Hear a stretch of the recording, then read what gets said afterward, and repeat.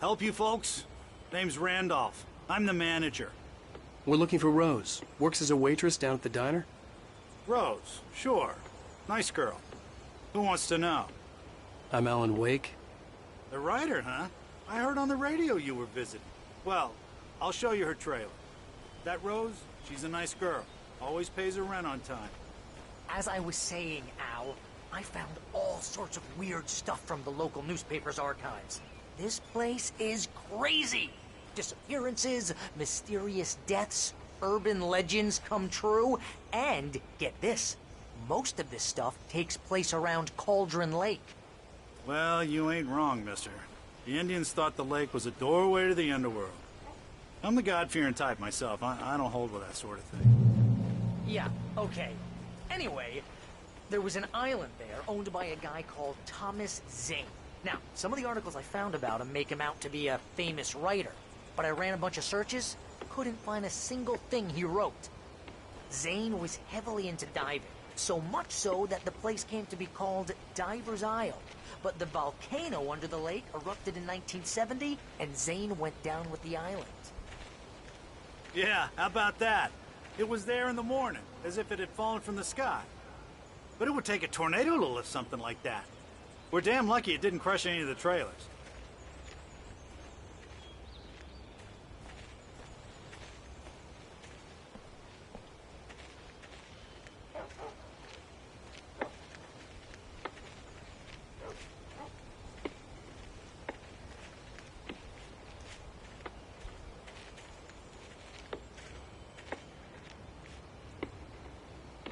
It gets better.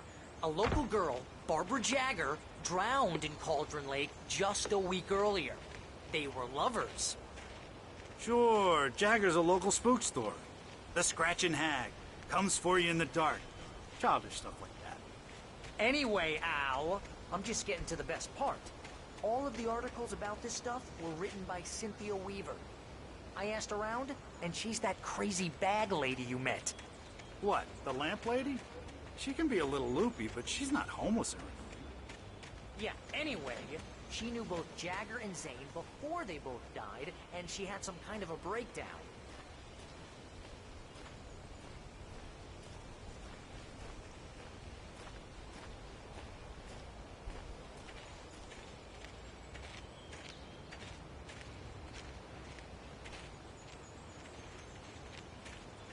Well, mister, this here's Rose's trailer. You mind me asking what you want with her? We're just here to talk to her, pal.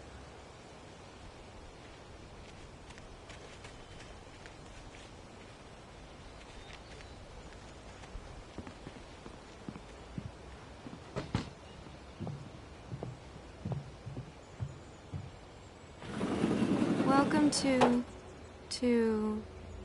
Oh dear, Mr. Wake. I'm so glad you're here. Rose, you have my manuscript? Oh. Oh, yes. Yes. Please, come in. Hey, this is really good. Rose, Yes, my manuscript. I really need it. I understand. I know what you need. A muse to inspire you. Oh, for Barry. She doesn't have anything. Yeah, hey, Al? Al, what's... Oh... Barry! What? What?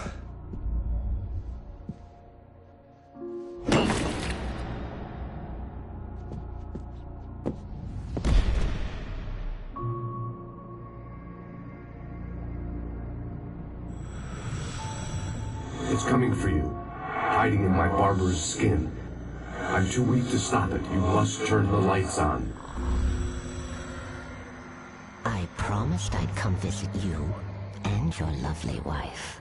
You must finish what you started. I insist. You must turn the lights on. Turn the light on.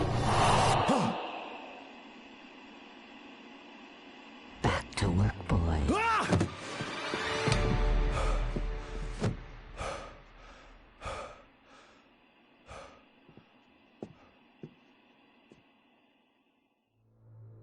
I felt nauseous, hungover.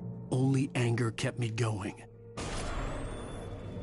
I can't tell reality from dream anymore, but it seems I have an imaginary editor to help me. She's an old woman in a funeral dress. I call her Barbara Jagger. She's very strict. I'm writing faster and faster. My manuscript is being heavily revised. The edits are getting very aggressive, and each day there's less of me and more of her. I hate it, but I know she's right. She promises me I can save Alice this way. She knows more of this than I do. About the complex incantation I'm attempting. About this place. She's worked with another writer under similar circumstances, Thomas Zane. The genre of the story seems to be shifting. It's turning into a horror story. I'm getting close. I can feel it.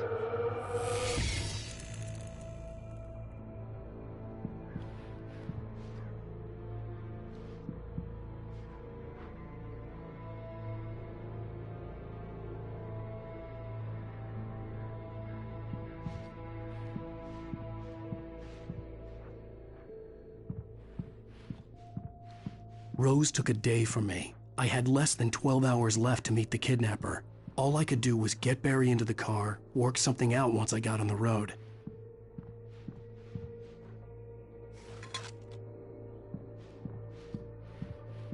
Barry was out of it. He was way too heavy to carry. You're right. I deserve more money. I'm so handsome.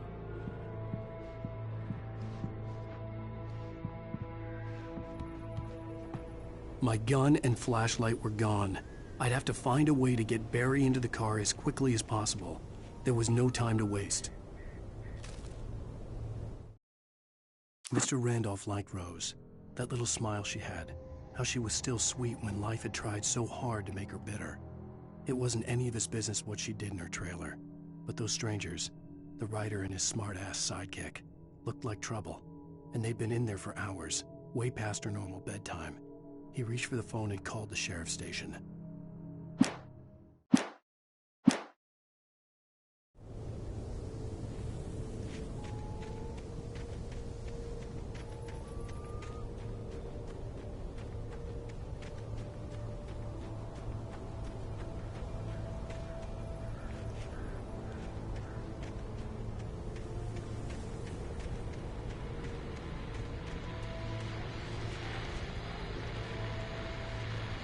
I just stepped outside to catch a breath of fresh air. Let me tell you, the weather's getting heavy.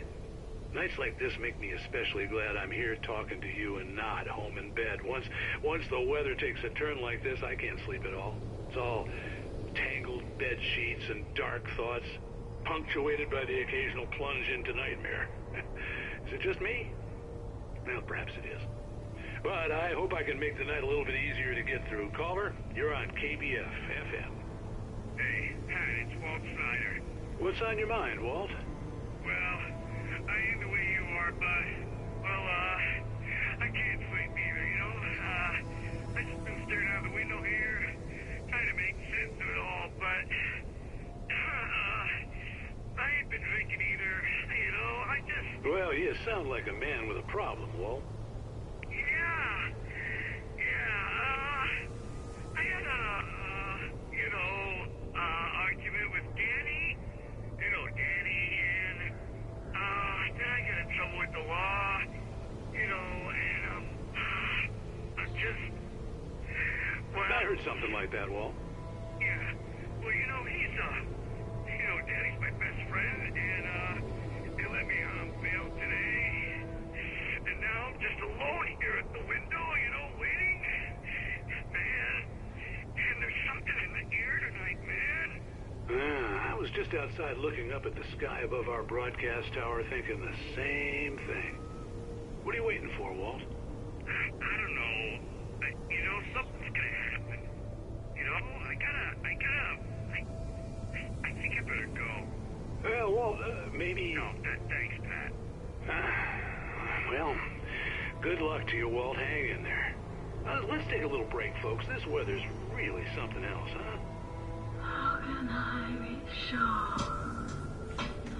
you will walk away? Why'd you love me that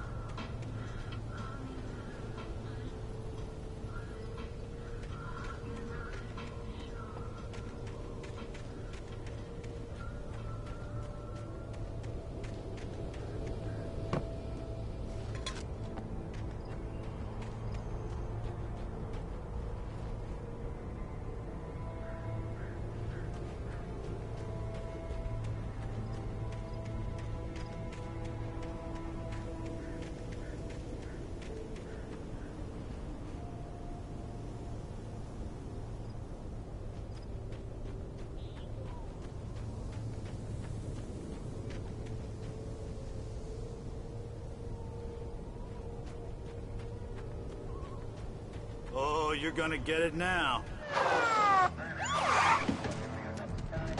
God knows what you've done to that poor girl. This is Agent Nightingale, FBI! Get him up, Hemingway! You're under arrest! You move a muscle, I'll unload right in your goddamn face! Stay right where you are, Slane!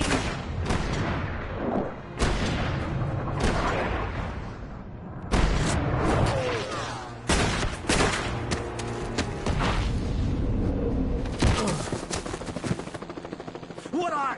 I'm standing right here, you goddamn maniac!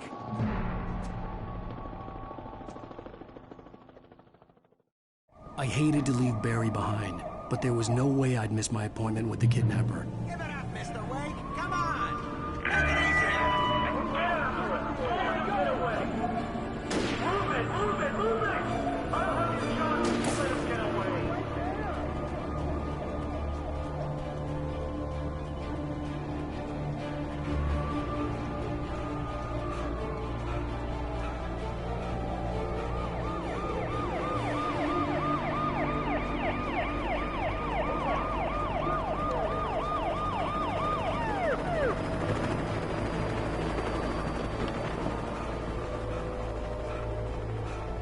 There he is!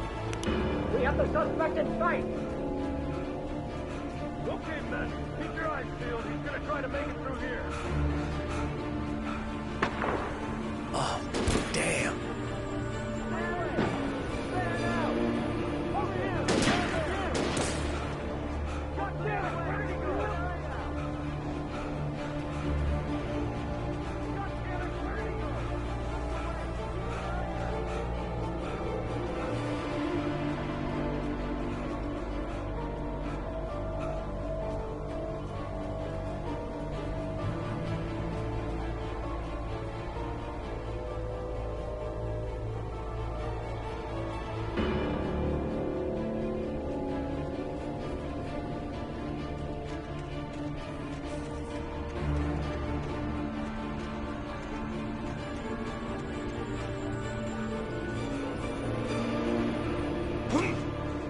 God!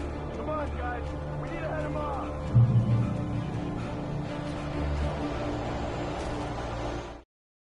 For decades, the darkness that wore Barbara Jagger's skin slept fitfully in the dark place that was its home and prison. It was hungry and in pain. It dreamed of its nights of glory when the poet's writing had called it from the depths and given it a brief, terrible taste of power and freedom. The rock stars had stirred it from the deep sleep the poet had sunk it back to in the end. When it sensed the rider on the ferry, it opened its eyes.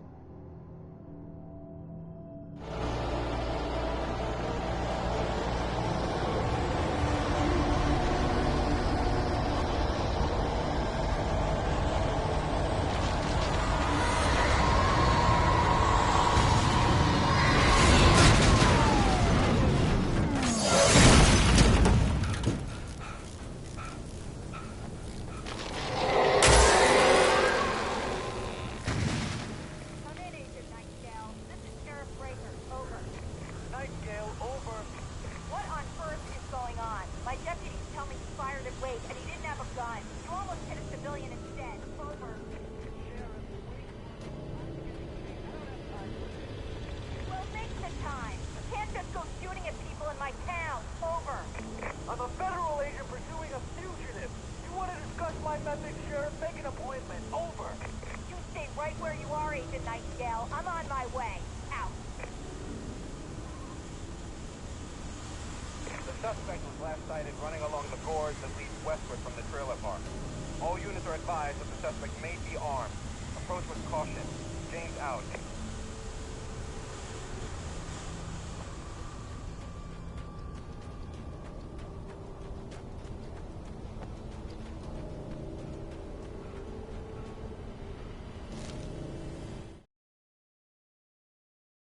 Rose didn't know how the strange old lady got in her trailer, and she looked wrong somehow.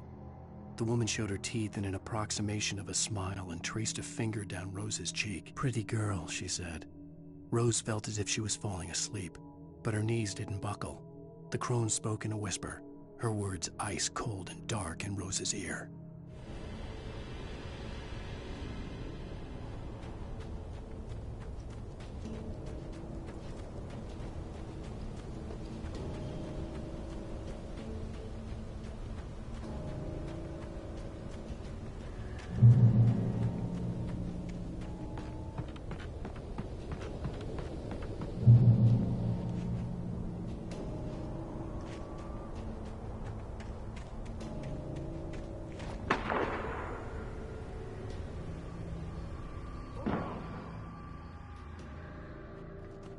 Search the area.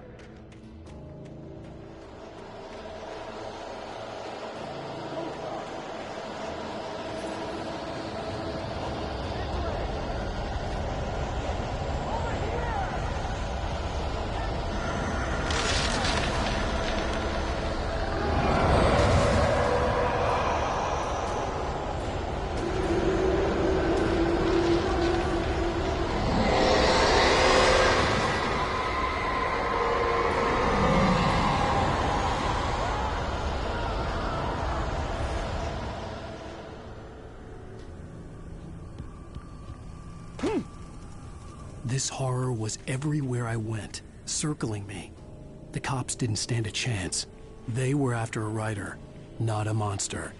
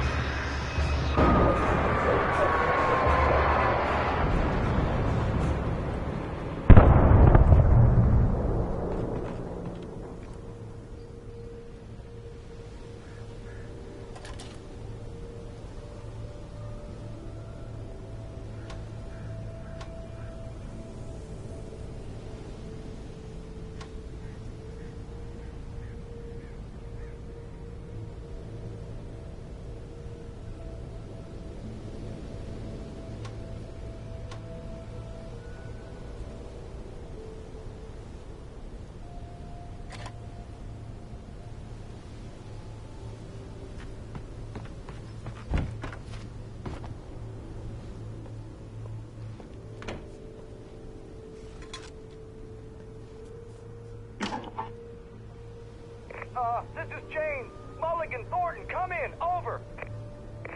Thornton here. James, we got both Wheeler and Rose in custody. They didn't put up a fight or anything. Why, they were... Hey, what are you... Come on! Sit down and give me that. James, Mulligan here. Over. Go ahead, Mulligan. Over. We got Wheeler and Rose here. Wheeler's drunk or hopped up on something. Speaking of which, that Fed had a pretty distinctive whiff of Otis Scotch about him, if you know what I mean. Over. I don't have anything on that, Deputy Mulligan. Over. Well, whatever. Anyway, Rose is just being plain weird here. You better get Doc in to take a look at both. Over. Gotcha. You better get them here quickly. The, Fed's gonna want to interview Wheeler. Over. Oh, yeah, I'll bet he does. Looks like they have a lot in common. Mulligan out.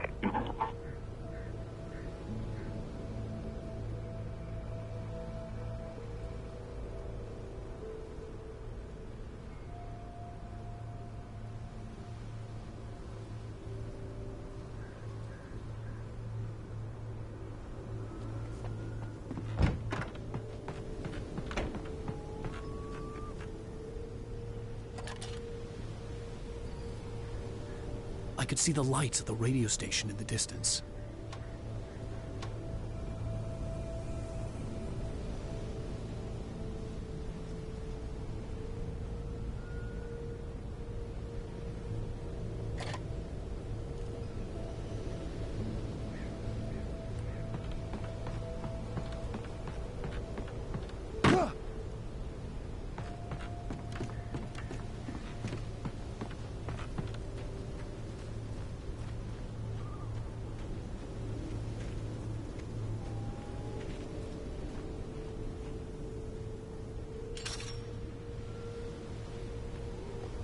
I imagined that the broadcast tower in the distance was part of the local radio station. Maine seemed like a decent guy. Perhaps he could give me directions to the coal mine.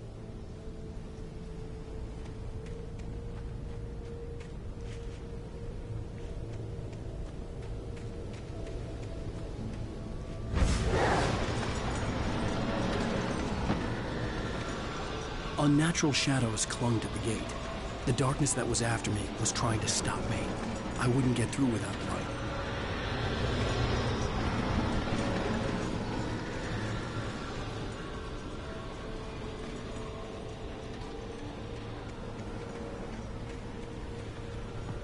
There was no power to the searchlight.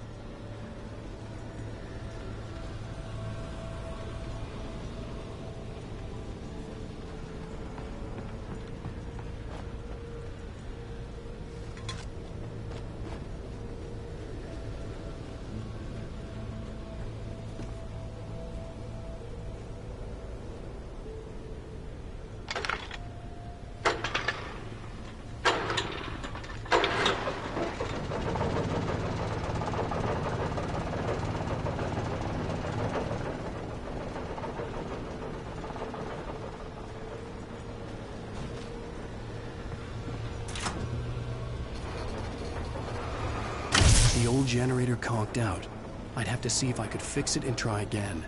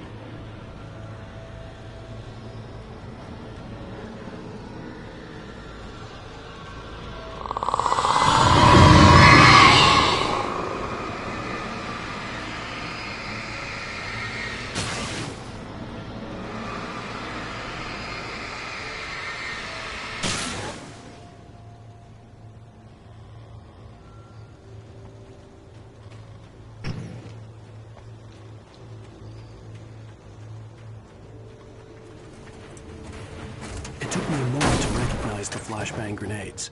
They were an ideal weapon for my situation. Team 1, come in. Over. Team 1, this is Sheriff Breaker. Report. Over. Team 2, come in. I need a report. Over. Come on, guys. Talk to me. Come in, please. Over.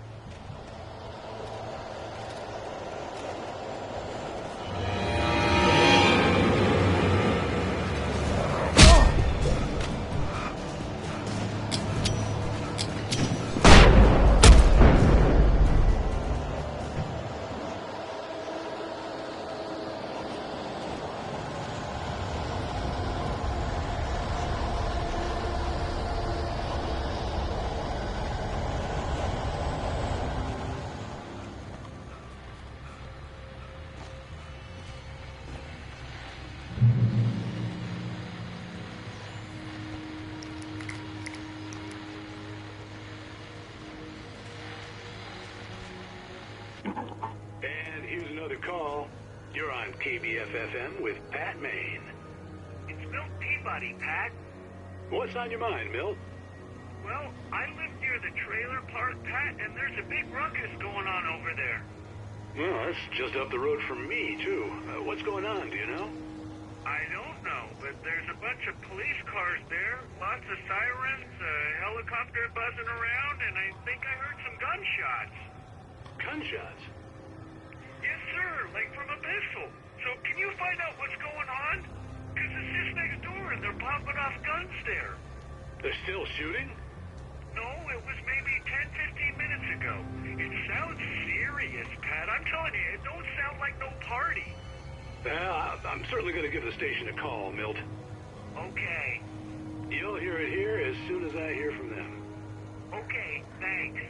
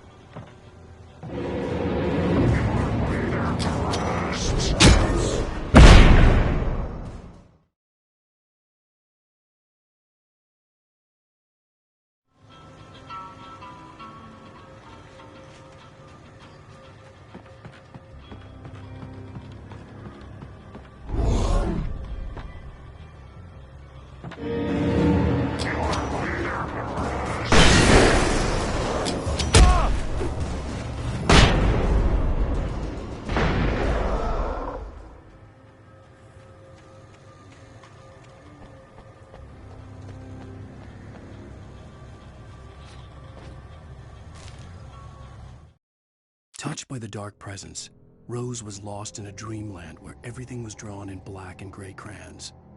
The old lady had promised her that all her wishes would come true. She would be Alan Wake's muse. She was smiling so hard it hurt her face. She crushed a bottle full of sleeping pills into the coffee.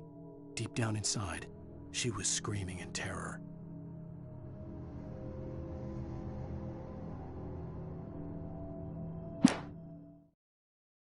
Touched by the dark presence,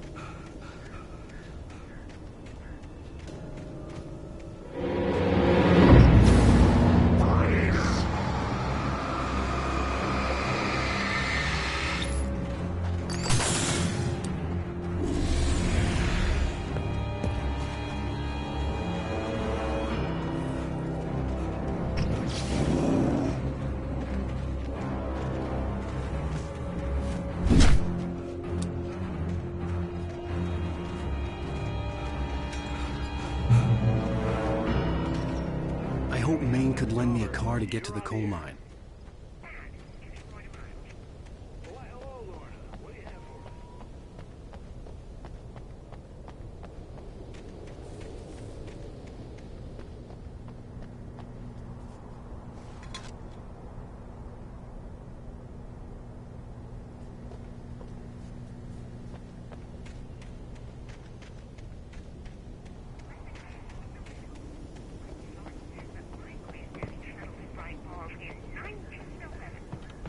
Well, thank you very much for that compassionate viewpoint, Lorna.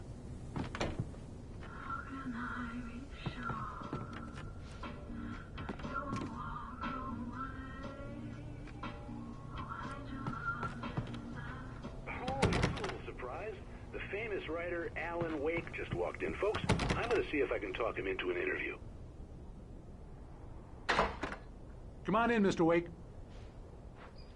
Oh, I'm so glad you could find the time to do this, Mr. Wake. Nowhere to run now, Dan Brown. You back away from me. Don't hurt. Whoa. Everyone calm down. Put the gun down. We're all friends here, right? Cool your jets, Nightingale. We got him. Judas Priest! What the hell's the matter with you? There's a civilian in there.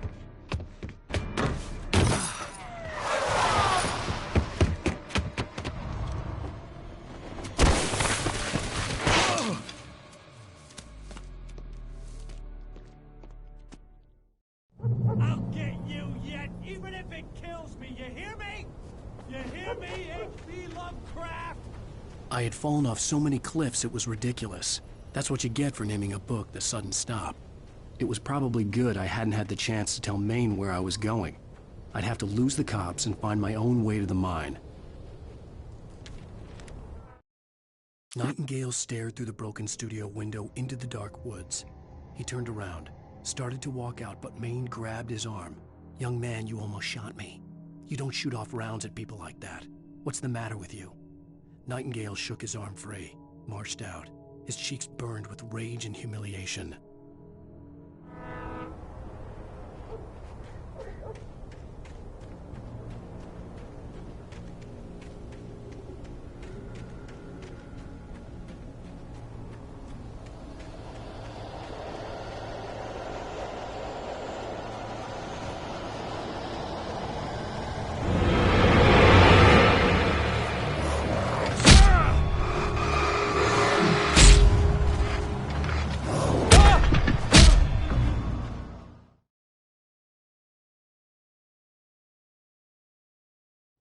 I'll get you yet, even if it kills me. You hear me? You hear me, H.P. Lovecraft? I had fallen off so many cliffs it was ridiculous. That's what you get for naming a book The Sudden Stop. It was probably good I hadn't had the chance to tell Maine where I was going. I'd have to lose the cops and find my own way to the mine.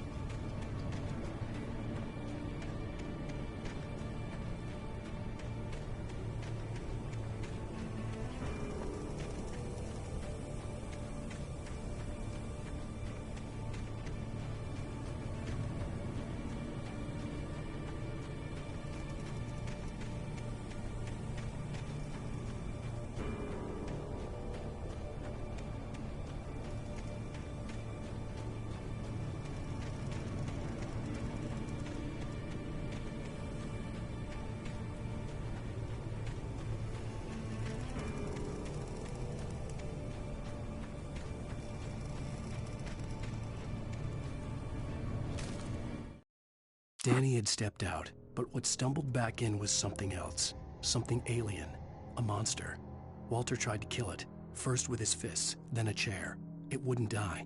Instead, it kept coming, unaffected by the beating it had taken. After Walter managed to kick it down the cellar stairs, fear took over. He ran, got behind the wheel, gunned the engine. The booze wouldn't make him forget, but he knew he had to try.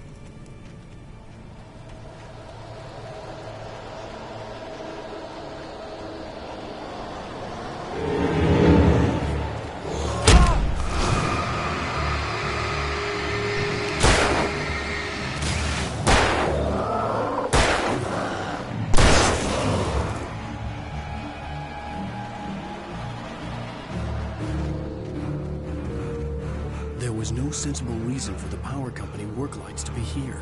It was almost as if they'd been left for someone like me to use.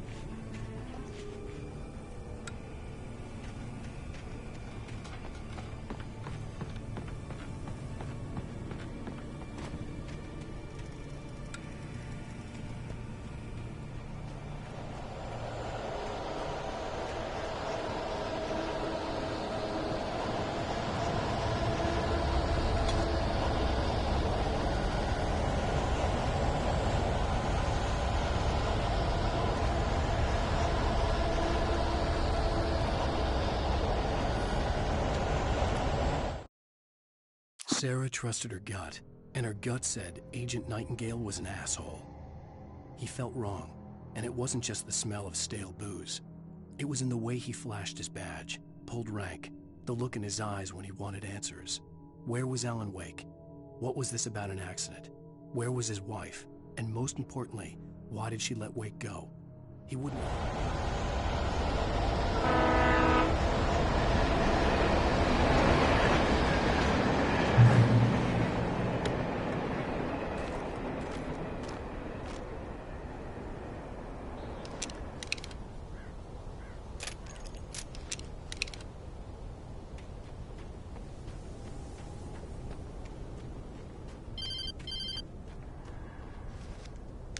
Hello? The most stubborn man I've ever met. Alice? Alice? Alan. I'm so afraid. Keeps me in the dark.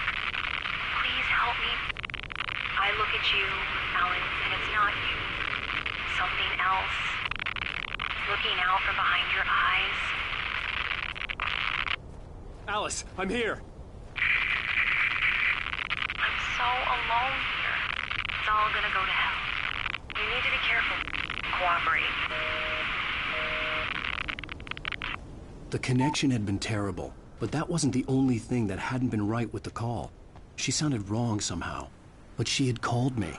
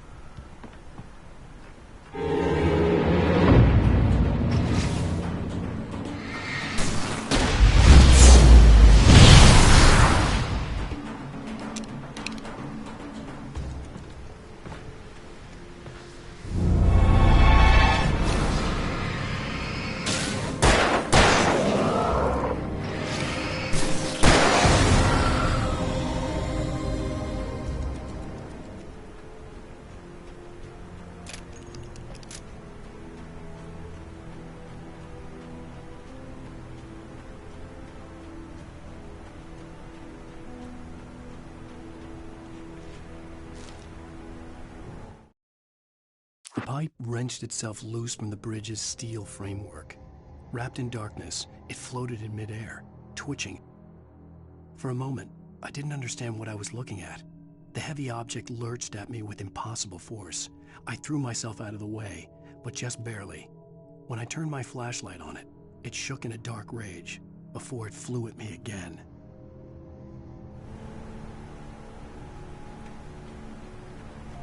I could see a railway bridge up ahead, and a warehouse of some sort on the opposite shore. I hoped I could find a car from there.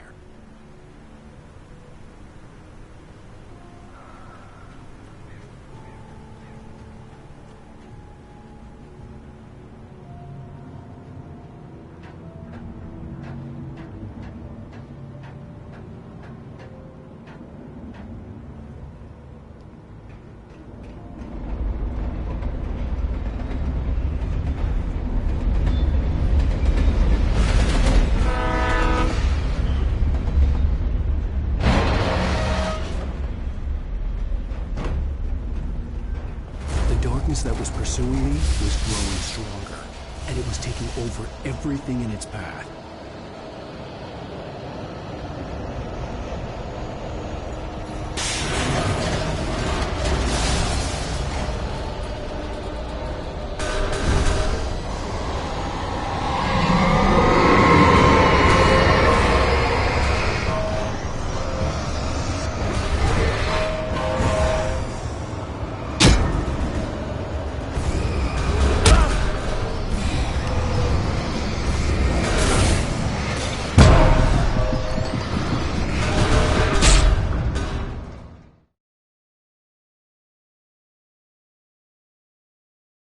On the opposite shore. I hoped I could find a car from there.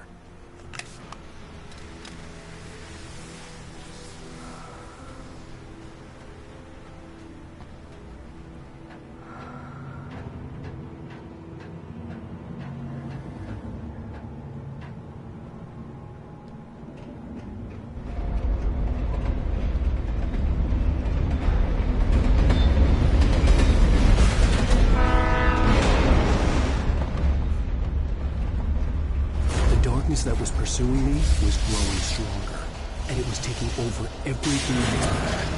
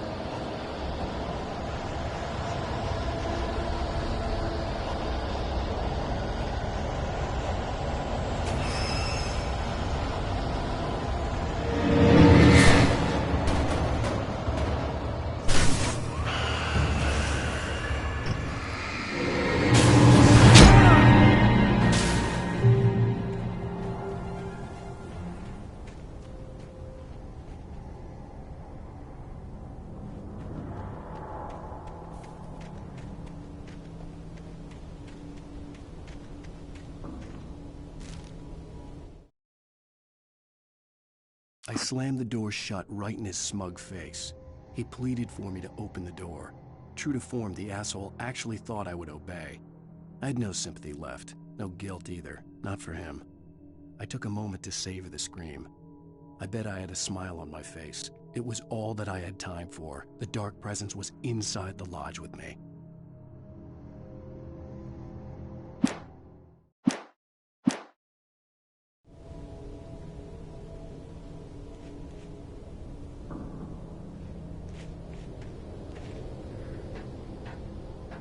As a teenager, just starting to get interested in writing, Stephen King had been a source of inspiration to me. I thought about all the inanimate objects that had come to life in his books. No one is safe in a good horror story. Certainly not the protagonist. That's what makes them fun. This was anything but. The darkness could possess anything, and it was getting closer.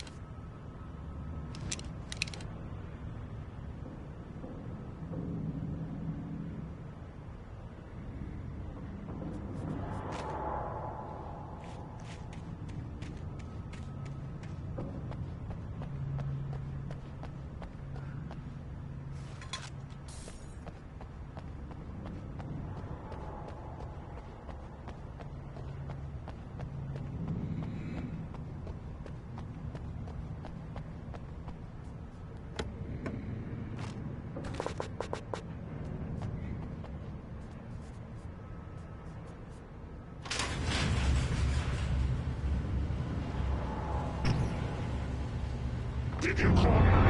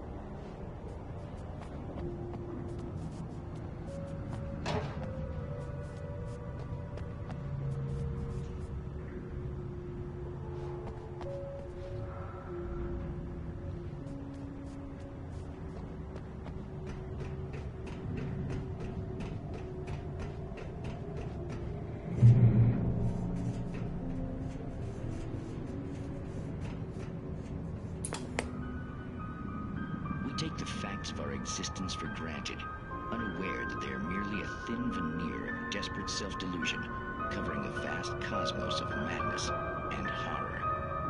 All too often, the stars are right. In Night Springs. Tonight's episode, a family occasion. Journalist Alvin Durl's trip to study the local customs of an insular community in Night Springs has been less than successful. Until tonight. Well, I'm glad you changed your minds about this. ancient customs, local mythology. My editor loves this kind of stuff. Well, Mr. Derleth, we don't want to feel like we're on exhibition, but you have demonstrated the seriousness of your intent. Oh, I am serious. Really, just do your thing. I'll stay out of your way and observe. Actually, I thought you could assist us. I'm afraid we are a man short. It would provide you with an intimate perspective. Could I really? Of course, Mr. Derleth. Well, I guess that's the least I... What would I have to do? Oh, here. Let me show you with a kiss.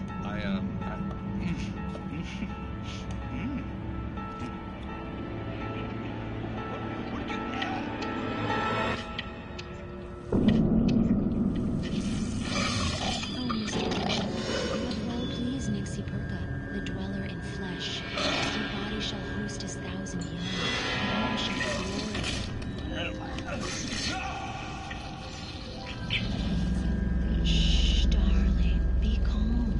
Shh. Alvin Derleth learned a harsh lesson. If you go looking for mythology, it may come looking for you. And such quests always bear fruit. Like springs.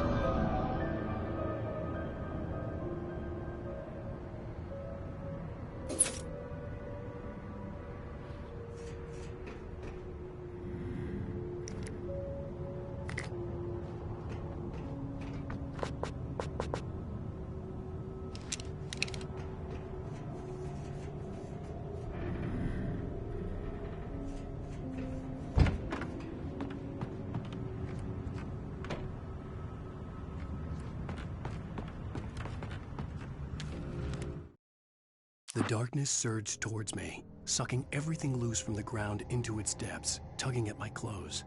I saw the flare the kidnapper had dropped and threw myself towards it just as I felt my feet leave the ground. The darkness embraced me with the force of a tornado. Somehow I managed to light the flare. The darkness roared and cast me away. I fell toward the dark waters of the lake far below.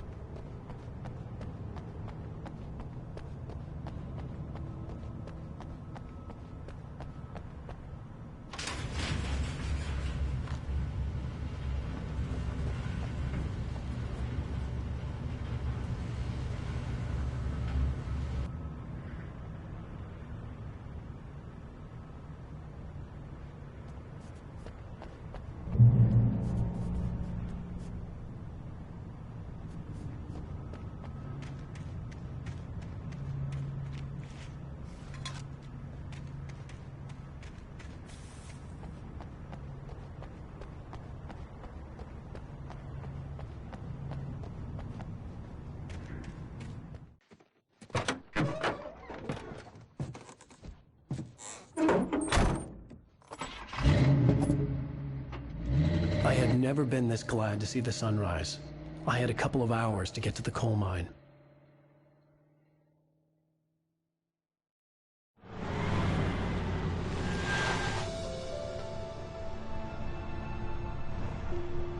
The coal mine wasn't far now.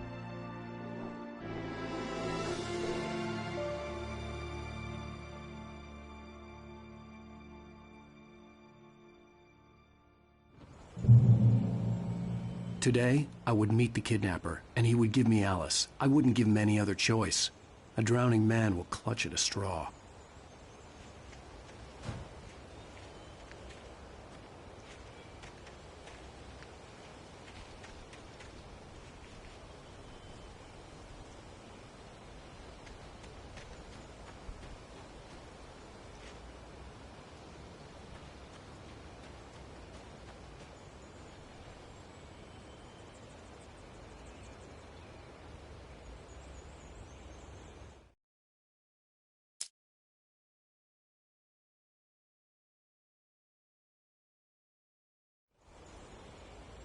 Today, I would meet the kidnapper, and he would give me Alice. I wouldn't give him any other choice.